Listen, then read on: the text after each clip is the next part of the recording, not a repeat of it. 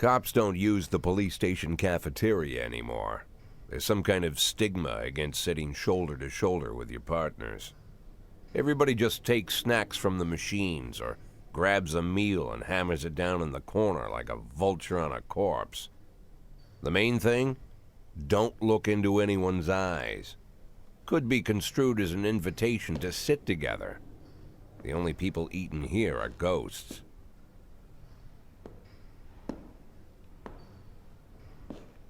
My deputy, Francis Kendrick. He recently became one of those ghosts.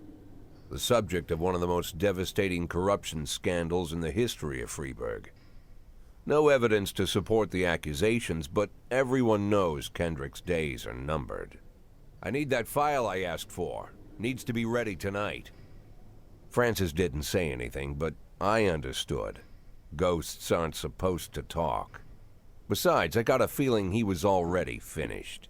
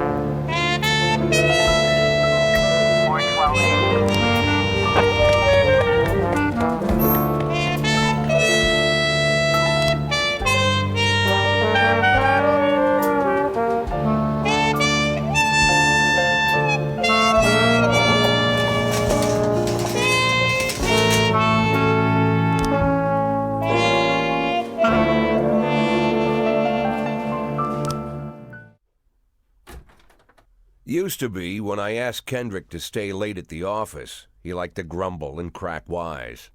Nowadays, he doesn't have the strength for it.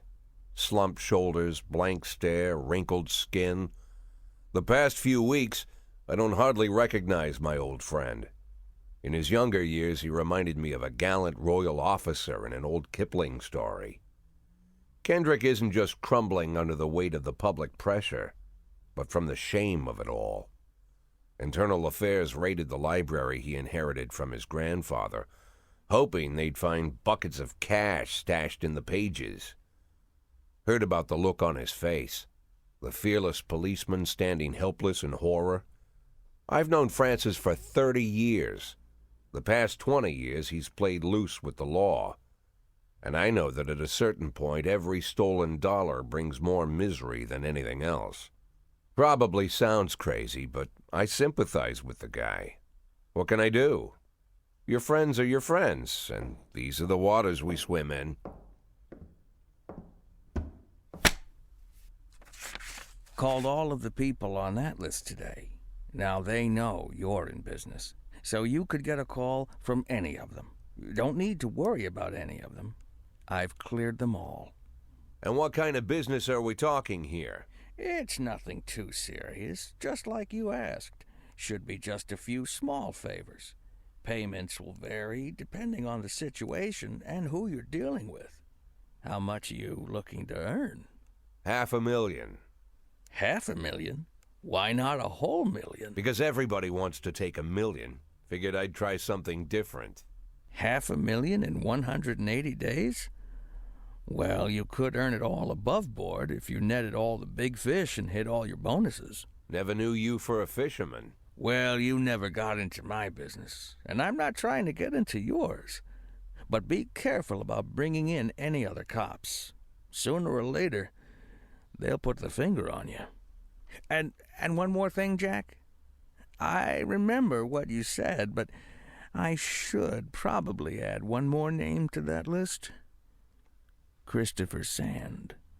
Sand. Christopher G. Sand. Everyone knows the name, but few could tell you who he is. The old man stays away from the spotlight. Always wears old-fashioned jeans and knitted sweaters. Gives to charity. Rarely attends social events. An avid hunter, I hear. Even dabbles in poetry. You'd never guess he's the head of the oldest and most powerful gang in the city. Goes back as far as his great-grandfather. And Sand is strict about following the old rules. He rarely involves himself in commonplace murders and robberies. Hardly needs to intimidate anyone to get his point across. The people who work for him each have their sphere. They provide protection where needed, even work with the authorities when they want to make a deal. Meanwhile, Sand pulls the strings without getting his hands dirty. People sometimes mistake his quiet approach. A couple years ago, an arms dealer decided to expand its business without asking permission, and his whole family paid the price.